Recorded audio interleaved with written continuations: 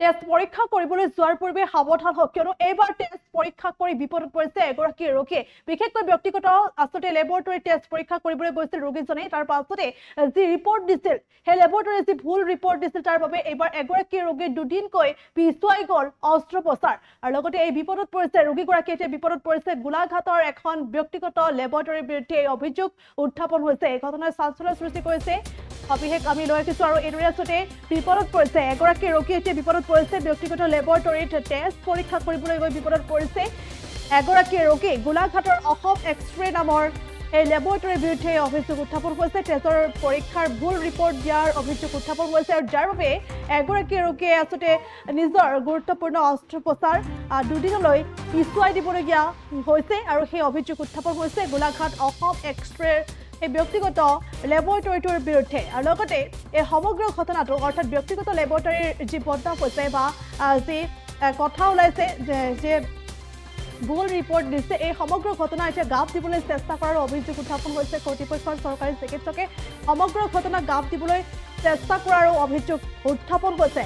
উল্লেখ কৰিব লাগিব যে 16 মাৰ্চত আচলতে অনিতা শইকীয়া নামৰ এগৰাকী ৰোগীয়ে টেষ্ট পৰীক্ষা কৰিবলৈ গৈছিল গোলাঘাটৰ হস্পিটেল ৰোড স্থিত অসম এক্সৰে নামৰ যিটো লেবৰেটৰী আছে, সেই অসম এক্সৰে লেবৰেটৰীত আচলতে টেষ্ট পৰীক্ষা কৰিবলৈ গৈছিল আৰু ৰিপৰ্টত এ পজিটিভ গ্ৰুপৰ বুলি চিনাক্ত কৰা হৈছিল। পৰৱৰ্তী সময়ছোৱাত শ্বহীদ কুশলোকৰ অসামৰিক চিকিৎসালয়ত এ পজিটিভ টেষ্ট উপলব্ধ নাছিল আৰু লগতে 24 ঘণ্টাৰ যাৰ বাবে আচলতে 24 ঘণ্টাৰো অধিক সময় ৰোগীজনে অৰ্থাৎ ৰোগীগৰাকীয়ে অপেক্ষা কৰিবলগীয়া হৈছিল। পৰৱৰ্তী সময়ত চিকিৎসালয়ৰ টেকনিচিয়ানে এ পজিটিভ টেষ্ট প্ৰদানৰ পূৰ্বে নিয়মীয়া পৰীক্ষা কৰাৰ যি নিয়ম আছে, সেই পৰীক্ষাত আচলতে তেজৰ পৰৱৰ্তী সময়ত গ্ৰুপ ওলাইছে অ' পজিটিভ। তাৰ পাছতে এই সমগ্ৰ ঘটনা পোহৰলৈ আহিছে বা সেই অসম এক্সৰে যি ব্যক্তিগত লেবৰেটৰী, সেই লেবৰেটৰীৰ এইদৰে গাফিলতিৰ ছবিখন এইদৰে পোহৰলৈ অহা পৰিলক্ষিত হৈছে আৰু যাৰ বাবে দুদিনকৈ পিছুৱাই গৈছে অনিতা শইকীয়া নামৰ সেই ৰোগীগৰাকীৰ গুৰুত্বপূৰ্ণ অস্ত্ৰোপচাৰ। সেই অভিযোগ এতিয়া উত্থাপন হৈছে আৰু লগতে শ্বহীদ কুশলোকৰ অসামৰিক চিকিৎসালয়ৰ জৰিয়তে সমগ্ৰ ঘটনা গাপ দিবলৈ অসম এক্সৰে পূৰ্বৰে ৰিপৰ্ট লুকুৱাই একে তাৰিখতে অ' পজিটিভ লিখা নতুন ৰিপৰ্ট প্ৰদান কৰিবলৈ চেষ্টা কৰাৰ অভিযোগ উত্থাপন হৈছে। সমগ্ৰ ঘটনাই এতিয়া চাঞ্চল্যৰ সৃষ্টি কৰিছে আৰু এইদৰে পুনৰলৈ কৈছোঁ, এইদৰে আচলতে টেষ্ট পৰীক্ষা কৰিবলৈ যোৱাৰ পূৰ্বে আপুনি সাৱধান হওক, কিয়নো এইদৰে ব্যক্তিগত লেবৰেটৰীত টেষ্ট পৰীক্ষা কৰি এইদৰে বিপদত পৰিছে অনিতা শইকীয়া নামৰ এগৰাকী ৰোগীয়ে। গোলাঘাটৰ অসম এক্সৰে নামৰ সেই লেবৰেটৰীটো টেষ্ট পৰীক্ষা কৰিবলৈ গৈছিল আৰু ভুল ৰিপৰ্ট দিছে, যাৰ বাবে অনিতা শইকীয়া নামৰ সেই ৰোগীগৰাকীৰ দুদিনকৈ পিছুৱাই গৈছে এটা গুৰুত্বপূৰ্ণ অস্ত্ৰোপচাৰ আৰু সেই অভিযোগ এতিয়া উত্থাপন হৈছে গোলাঘাটৰ অসম এক্সৰেৰ বিৰুদ্ধে। মুহূৰ্তত স্বাস্থ্য আছে আগবঢ়াইছোঁ। মাৰ মানে ব্লাড গ্ৰুপটো টেষ্ট কৰিবলৈ প্ৰথম আহিছিলোঁ মই আছাম এক্সিত কালি আহিছিলোঁ। ইয়াত কি কৰিলে, কালি আপোনাৰ ৰিপৰ্ট দিলে এ পজিটিভ দিয়াৰ পিছত ব্লাড মই দিবৰ কাৰণে যোজা কৰিলোঁ আৰু ব্লাড আনি পিনি বিচাৰি পিনি। তাৰপিছত ব্লাড আনি দিবলৈ লওঁতে মানে তাত আকৌ এবাৰ টেষ্ট কৰিলে চিভিলত, তাত ওলাইছে অ' পজিটিভ। তাৰমানে ইয়াত দিলে এ, তাত হৈ গ'ল অ', তাতো এটা মানে সিহঁতৰ মাজত এটা কনফিউজ হৈ গ'ল। সেইটো কাৰণে আৰু এবাৰ টেষ্ট কৰিলে চিভিলত। প্ৰথম ইয়াত কৰিছোঁ, তাত দুবাৰ অ' ওলালে, তাত দুবাৰ অ', ইয়াত এবাৰ এ ওলোৱাৰ কাৰণে আমাৰ আকৌ নিজৰ কনফিউজ হৈ গ'ল। আকৌ আমি বাহিৰত কৰিলোঁ এই মেজিট্ৰিটো অ'য়ে ওলালে। এতিয়া মানে কি হয়, ইহঁতক মই প্ৰথম টেষ্ট কৰিবলৈ আহোঁতে কৈছোঁ যে এইটো মোৰ ক'তো গ্ৰুপটো চেক কৰা নাই, এইটো মই ব্লাড দিবৰ কাৰণেহে চেক কৰিছোঁ, সেই কথাটোও কৈছোঁ। কিন্তু সিহঁতে তাৰমানে ইমান ডাঙৰ এটা ভুল কেলৈ কৰিব মানে ব্লাড গ্ৰুপটো যদি মই দি দিলোঁহেঁতেন, ব্লাডটো যদি টেষ্ট নকৰাকৈ ইহঁতৰ মতে এ বুলি, তেতিয়া কি হ'লহেঁতেন পেচেণ্টটো। আছাম এক্সৰে আগতে আহোঁ কিবা কাৰণত।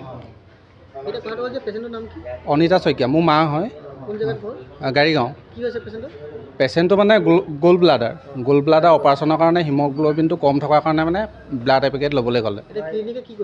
ক্লিনিকে কৈছে সিহঁতৰ বোলে টাইপিং মিছ। এইটো টাইপিং মিছ কেনেকৈ হ'ব ইমান ডাঙৰ য'ত অ' পজিটিভ তাত এইটো কেনেকৈ হ'ব টাইপিং মিছ হ'লে কি এনেকৈ চলাই আছে নি? যদি সিহঁতে যদি সাধাৰণ ব্লাড গ্ৰুপটো যদি টেষ্ট কৰোঁতে ভুল হয়, ডাঙৰ ৰিপৰ্টবিলাক কি হ'ব এইবিলাক?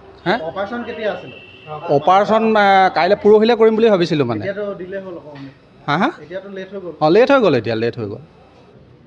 এতিয়া মানে 4-5 বাৰ ব্লাড লৈছোঁ, এতিয়া আৰু এটা পেকেটে নহ'বই, আৰু এটা দিবহে লাগিব কিজানি মানে এই আছাম এক্সৰে কাৰণে মানে তেওঁলোকৰ ভুলৰ কাৰণে নাই, ইহঁতৰ সম্পূৰ্ণ ভুল। কাৰণ ইয়াত যদি শুদ্ধ ৰিপৰ্ট দিলেহেঁতেন, তাতো যদি মিলিলেহেঁতেন, কোনো টেনশ্যনেই নাই, আমি ব্লাডটো দি দিব পাৰিলোহেঁতেন। ৰিপৰ্টটো ভুল দিছে। ৰিপৰ্টটো ভুল, কাৰণ 3 জেগাত একেই ওলাইছে, ইয়াত বেলেগ ওলাইছে। মানুহৰ লগত হেতালি খেলিছে।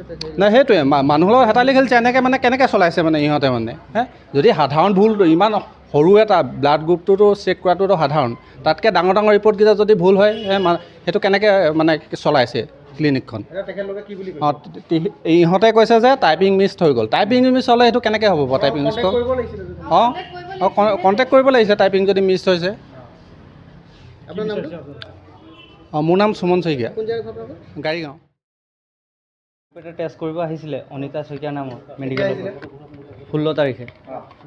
তো মই টেষ্টিং কৰিলোঁ, অ' পজিটিভ পালোঁ, গ্ৰুপ এই কাগজটো লিখি দিলোঁ মই। নহয় মই অ' পজিটিভ লিখি থৈছোঁ চব বহীত। কোন তাৰিখে লিখা আছিলে? 16 তাৰিখে লিখা আছে।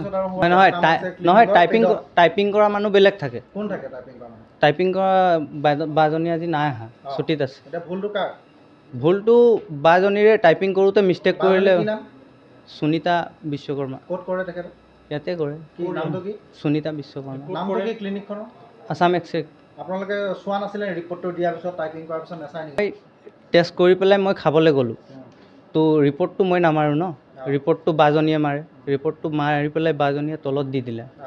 তাৰপিছত তলৰ পৰা এটেণ্ডেণ্টে কালেক্ট কৰি পেলাই লৈ গ'ল।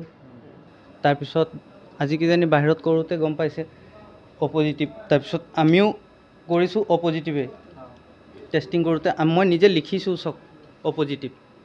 এতিয়া মুঠতে আপোনাৰ তো এটা ডাঙৰ সমস্যাই হ'লে, সেইটো আমাৰ যোনে টাইপিষ্ট আমাৰ টাইপিং কৰে, ৰিপৰ্ট টাইপিং কৰে, সেই বাগৰাকীৰ কাৰণে হ'লেহেঁতেন। কিন্তু আমাৰ যোনটো শুদ্ধ ৰিপৰ্ট আছিলে, তো সেইটো আজি দিয়া হৈছে। তেখেতলোকৰ হাতত দিয়া নহয় মইতো কালি নাছিলোঁ ন, মই সেইটো ৰিপৰ্টটো যেতিয়া দিয়া মই গৈছিলোঁ সেইটো ৰিপৰ্ট লৈ। ক'ত দিছিলে আপুনি? এই শশত বৰুৱা ছাৰ চেম্বাৰত, কি শশত বৰুৱা ছাৰৰ চেম্বাৰ যোনটো তাত তেওঁলোকক ফোন কৰি আপোনাৰ মেডিচিনৰ হয়। মেডিচিনৰ সেইটো বাৰু চিভিলৰটো নহয়, সেইটো ব্যক্তিগত চেম্বাৰ হয় তেখেতৰ। কি নাম আপোনাৰ? কি নাম? মোৰ নাম মনোজ চাতি। আছাম এক্সৰে স্বত্বাধিকাৰীৰ নাম কি? দীপক আগ্ৰৱালা। হা দীপক আগ্ৰৱালা। তেখেতে ঘৰৰ যোগে গম পায় আৰু বৰ্তমান নাই। আপোনালোকৰ সেইটো আমাৰ ভুল হ'ল বাৰু। কাৰ ভুল? ডক্তৰজনৰ লগত মই যোগাযোগ কৰা নাই, কিন্তু কোনে কৰিছে? সেইটোও গম নাপাওঁ মই ৰিপৰ্ট দিব গৈছোঁ। কোনে কৰিছিলে? দীপক আগ্ৰৱালাই পঠাইছিলে যে ৰিপৰ্টটো লৈ পেলাই যা। ভুল হৈছে আমাৰ। যিকোনো খবৰৰ বাবে যোগাযোগ কৰক 7099017330 লগতে 7099017110 নম্বৰত।